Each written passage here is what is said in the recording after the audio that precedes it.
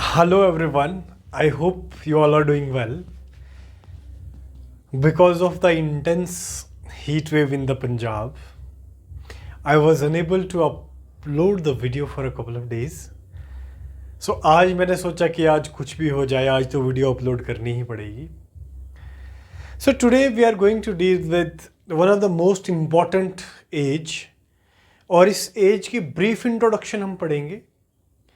इस एज से आपका 7 से 8 नंबर का मार्जिन यूजीसी नेट के अंदर रहता ही रहता है. बाकी भी जितने कॉम्पिटिटिव एग्जाम्स हैं, मास्टर कार्डर है, पीजीटी, टीजीटी या अपना सीयूसीटी का एग्ज़ाम है, उसमें भी सही से काफ़ी क्वेश्चंस रहते हैं. So in nutshell this age becomes very important. Okay, so as far as the introduction of this age is concerned, I mean, today we are going to deal with Elizabethan age, all right?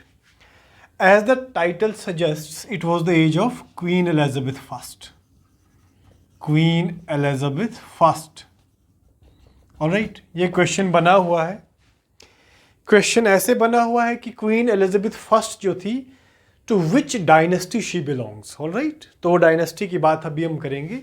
उससे पहले it's very pertinent to mention here that what are the alternate titles given to Queen Elizabeth first age या Elizabethan age. It is also called as very important Shakespearean age. It's also called as 15th century literature, and it's also called as golden age of English literature. All right, Shakespearean age इसलिए कहा जाता है क्योंकि Shakespeare इस as के prominent writer थे. Golden age इसलिए कहा जाता है क्योंकि इस इरा के अंदर, देखें, अगर हम इससे पहले के लिटरेचर की बात करें तो सिर्फ आपकी पोइट्री जो था दैट वाज मेन ऑनर, या oral literature was prevailing there because of the absence of so many things such as printing press and all. लेकिन इस एज के अंदर शेक्सपियर आए, फिलिप सिडनी आए, एडमंड स्पेंसर आए, you know, a well read group of writers called as university wits आए. Right, तो इस एज के अंदर शेक्सपियर ने सोनेट को इंट्रोड्यूस किया, प्रोज राइटिंग को बेकन ने इंट्रोड्यूस किया, ट्रेजिक कॉमेडीज आई, कॉमेडीज आई.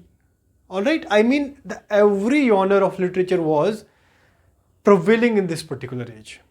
एक तो रीज़न ये है why it is called as golden age. All right, और 15th सेंचुरी उस टाइम सेंचुरी चल रही थी, तो that's why it is also called as 15th century literature. All right, अब यहाँ से डायरेक्ट जो क्वेश्चन ये बनता है कि सबसे पहले एलिजाबेथन एज का टाइम पीरियड मालूम होना चाहिए. So the time period of Elizabethan as starts from 1558 to 1603. This is the time period of Elizabethan as. Very very important. Chronological order में आपको इससे क्वेश्चन बन सकता है आपके लिए, या अगर क्रोनोलॉजी से क्वेश्चन नहीं बनता है तो डायरेक्ट क्वेश्चन ये बहुत बार बना हुआ है कि what's the time period of Elizabethan as. So it's from 1558 to 1603.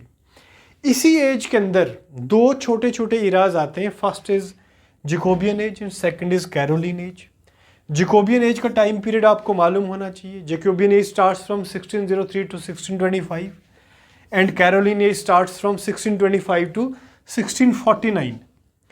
Now ये जो 1649 एज है, इसका एलिजाबेथन इरा के अंदर या इंग्लिश लिटरेचर के अंदर एक पर्टिकुलर इंपॉर्टेंस है. What's that importance of the year 1649? It relates with the execution of King Charles I. Very very important. King Charles first को 1649 में एग्जीक्यूट किया था. ये क्वेश्चन एग्जाम में बहुत बारी बना हुआ है. ऑल राइट, आई होप आपको समझ आ रही है. नेक्स्ट जो सबसे इंपॉर्टेंट बात यहाँ से बनती है ब्रीफ इंट्रोडक्शन से, वहाँ से भी क्वेश्चन एक आधी बार यूजीसी नेट इंग्लिश के अंदर रहा हुआ है, वो ये है कि to which dynasty Queen Elizabeth belongs. तो she belongs to Tudor dynasty. Very very important. Tudor dynasty से बिलोंग करती थी कौन?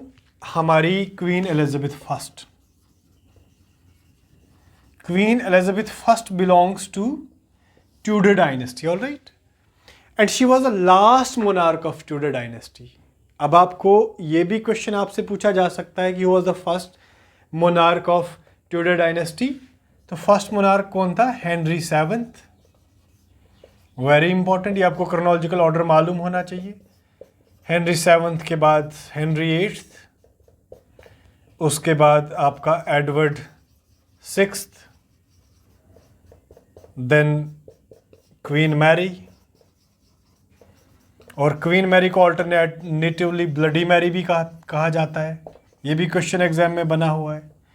And last and fifth monarch was queen Elizabeth first. Queen Elizabeth I was the last monarch of Tudor dynasty, all right? So this is the chronological order of the Tudor dynasty, all right? तो ये आपको मालूम होना चाहिए. Excuse me guys. It's very sweltering in the room, all right? So I have to keep myself hydrated at the same time.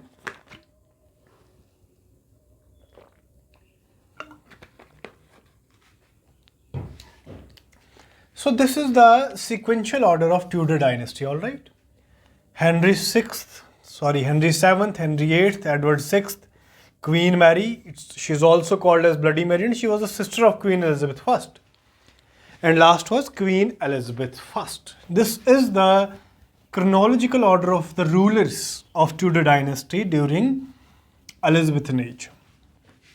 Now we are going to deal with the salient features of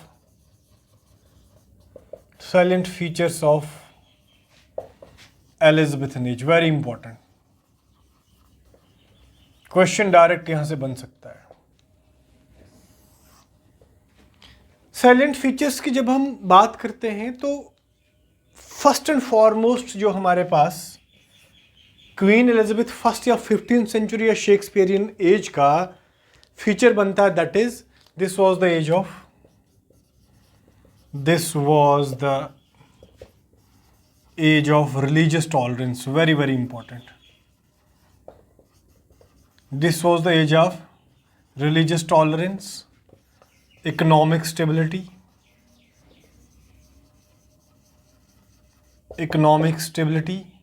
and at the same time it was the age of exploration. इस age में बहुत सारी चीज़ों को explore किया था. Queen Elizabeth first ने, what this statement mean is that queen Elizabeth first has provided every sort of contentment and freedom to everyone. There was religious freedom, there was economic stability, there was tolerance of every individual in that society. There was the exploration of so many things in Queen Elizabeth in first age, all right? Second feature की अगर हम बात करें, this was the age of prose. Very important. This was the age of sonnet and prose. Sonnet को introduce किसने किया? Shakespeare ने introduce किया. और प्रोज को इंट्रोड्यूस किया किसने? बेकन ने. All right. Third feature of Queen Elizabeth first age is this was the first age of drama. Very, very important.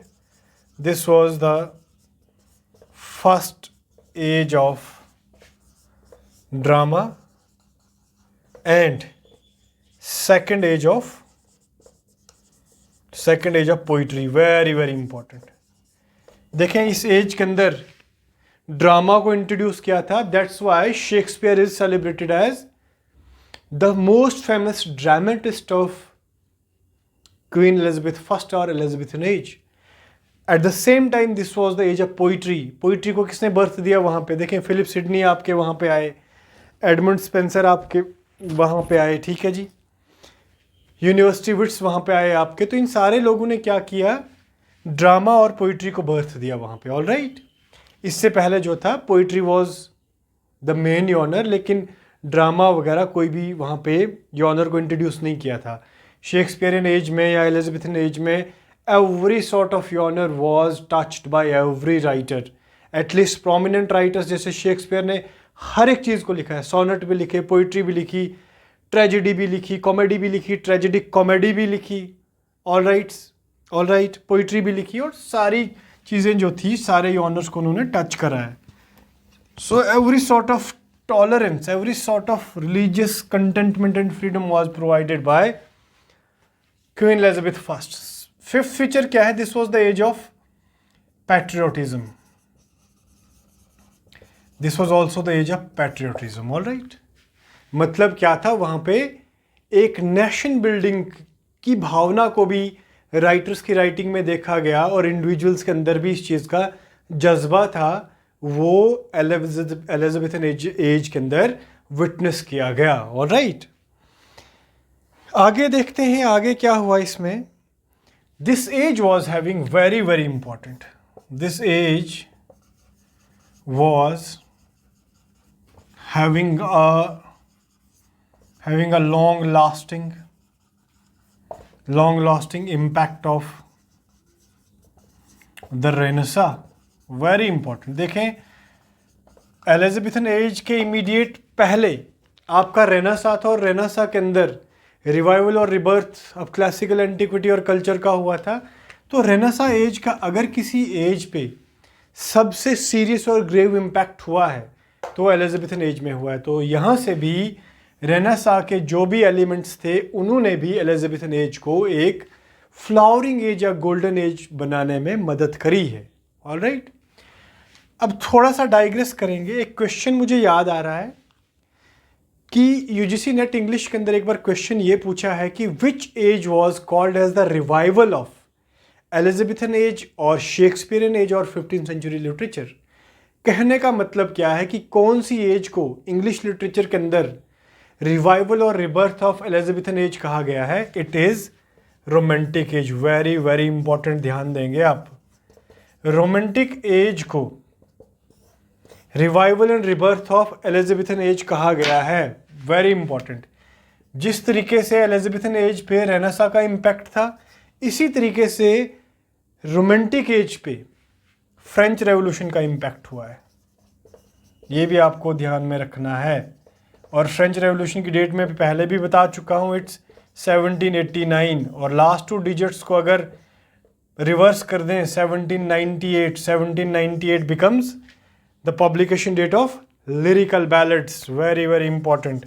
इसकी डिटेल जब एलिजाबेथन एज को करेंगे तब देखेंगे हम. ऑल राइट, सो कहने का मतलब क्या है कि religious tolerance, economic stability, exploration, all right, उसके बाद पेट्रियोटिज्म का जो एलिमेंट था, ये सारे फीचर्स जो थे वो एलिजाबेथन एज के अंदर मौजूद थे. और revival of Elizabethan age is called as romantic age. All right, so introduction का हमारा एक लास्ट पार्ट बच गया. लास्ट पार्ट क्या है हमारा इंट्रोडक्शन का? दैट इज कि मेन राइटर्स कौन से हमारे एलिजाबेथन एज के अंदर हुए हैं. So first was William Shakespeare. बताने की ज़रूरत नहीं है कि विलियम शेक्सपियर का कंट्रीब्यूशन लिटरेचर के लिए क्या रहा है.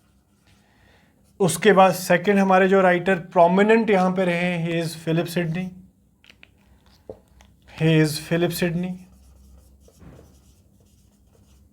फिलिप सिडनी के बाद आपके जो थर्ड राइटर हैं, he is Edmund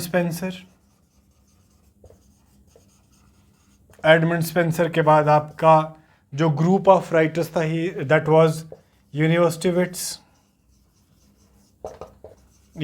wits and fifth most important writer of Elizabethan age was Richard Hooker. Very very important, Richard Hooker. और रिचर्ड हुकर से डायरेक्ट क्वेश्चन बना हुआ है कि Richard Hooker is mainly known for which work? He is known for the laws of ecclesiastical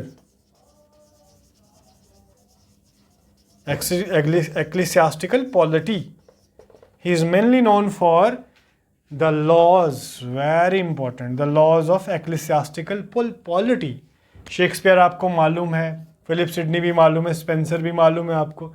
Spencer का introduction यहाँ पे थोड़ा सा बता दूं कि he is called as poet's poet.